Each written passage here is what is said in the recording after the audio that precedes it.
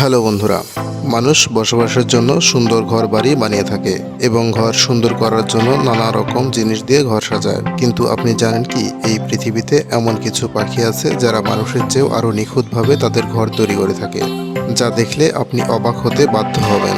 এইসব পাখি তাদের ঘর এতটাই সুন্দর করে তৈরি করে যে হয়তো কোনো আর্কিটেক্ট ঘরের ডিজাইন করে দিয়েছে। তো চলুন আজকের ভিডিওতে এমনই 5টি পাখির বাসা দেখে নিই, যা দেখার জন্য ভাগ্য লাগে।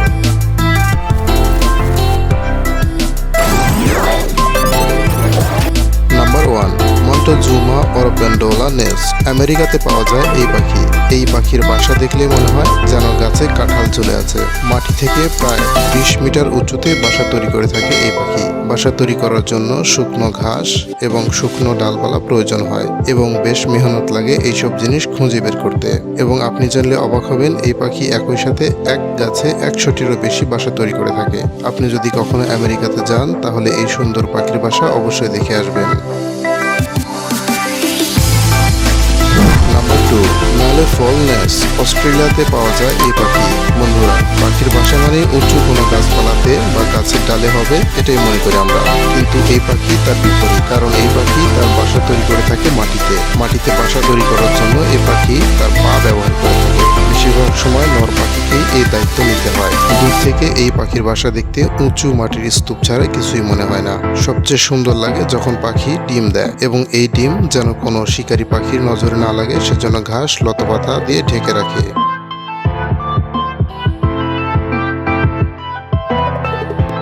Number 3, bower bird nest. বন্ধুরা, এই পাখির বাসাও মাটিতে তৈরি করে থাকে।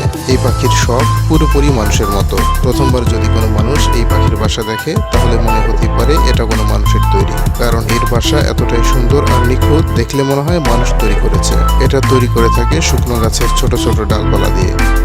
যখন পুরোপুরি ঘর তৈরি হয়ে যায় তখন আশেপাশে ছোট ছোট রঙিন ফুল বা প্লাস্টিকের টুকরো নিয়ে ঘর সাজিয়ে তোলে এই পাখি।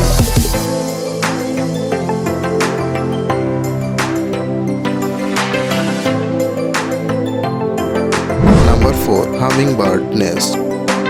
দুনিয়ার সবচেয়ে সুন্দর পাখির বাসার মধ্যে হামিং বার্ডের বাসা অন্যতম।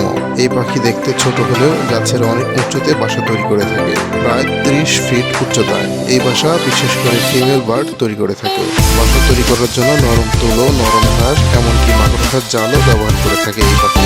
এসব দিয়ে বাসা তৈরি করে থাকে বলে বাসা রাবারের মতো কাজ করে। পাখির বাচ্চা বড় হতে থাকে, সাথে বাসার স্পেসও বাড়তে থাকে। বাসা তৈরি করতে একটা ফিমেল বার্ডের প্রায় 7 থেকে 10 দিন সময় লাগে। শিকারী পাখি থেকে ডিম বা বাচ্চা বাঁচাতে সবুজ পাতা দিয়ে ঘিরে রাখে পাখি এই বাসা।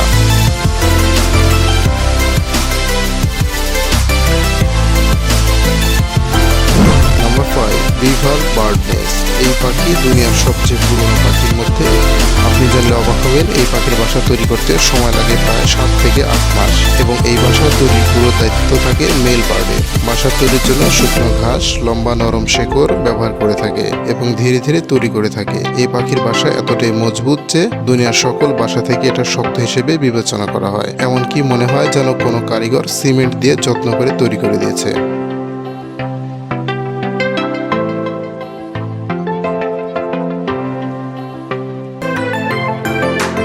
তো বন্ধুরা, এই সকল বাসার মধ্যে আপনার কোন বাসাটা সবচেয়ে সুন্দর মনে হয়েছে কমেন্টে জানাতে পারেন। ভিডিও সম্পর্কিত মতামত জানাতে পারেন কমেন্ট বক্সে।